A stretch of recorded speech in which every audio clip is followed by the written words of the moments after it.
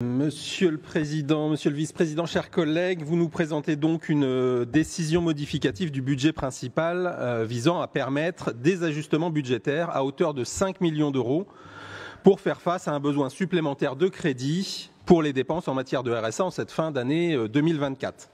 En effet, vous annoncez que les dernières mensualités des allocations du RSA font état de niveaux de rappel très importants, 3 millions d'euros, vous obligeant en plus de prévoir une provision de 2 millions d'euros pour faire face aux incertitudes sur le montant du RSA sur la période à venir. Le groupe écologiste vous avait pourtant alerté dès la présentation du rapport d'orientation budgétaire 2024 en janvier sur vos hypothèses trop audacieuses en termes de baisse du nombre d'allocataires. Vous alliez même jusqu'à planifier froidement et comptablement une baisse continue du nombre d'allocataires au rythme de 0,25% par mois dans un contexte économique qui restait pourtant tendu. Surtout, ces projections trop audacieuses nous laissaient penser que la lutte contre le non-recours au droit n'était décidément pas votre priorité.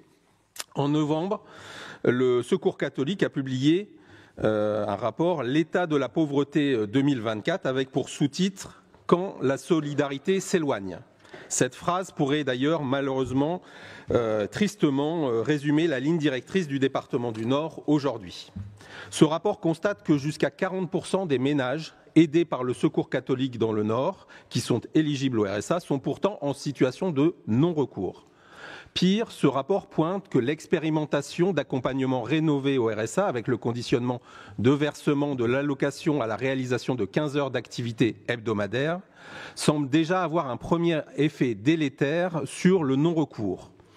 En effet, entre 2022 et 2023, parmi les ménages français éligibles au RSA rencontrés par l'association, la proportion de ménages en situation de non-recours a augmenté de 10,8% dans les 18 départements pilotes, dont le département du Nord, alors qu'elle a baissé de 0,8% dans les autres départements. Il est donc difficile de ne pas y voir un résultat de la mise en place de la conditionnalité du RSA entre 2021 et 2022. En effet, la hausse sur cette période avait été relativement similaire dans l'ensemble des départements, qu'ils soient pilotes ou dans les autres départements. Le groupe écologiste rejoint les recommandations de ce rapport qui appelle notamment à mieux lutter contre le non-recours par une meilleure information, une simplification des démarches, la fixation d'objectifs ambitieux de réduction du non-recours. À rebours de votre politique qui s'inscrit dans une logique de défiance et de surveillance à l'égard des allocataires du RSA, avec le nouveau régime de sanctions mis en place depuis le 24 octobre dernier, ce rapport propose au contraire de reporter la généralisation de la réforme du RSA pour éviter une hausse du non-recours et garantir un accompagnement personnalisé, bienveillant et correctement financé sans imposer de conditionnalité excessive. Enfin, ce rapport appelle à instaurer un minimum insaisissable de revenus pour garantir un socle de ressources vitales insaisissables afin d'éviter que les personnes en précarité se retrouvent sans aucun moyen de subsistance, quelle que soit leur situation administrative.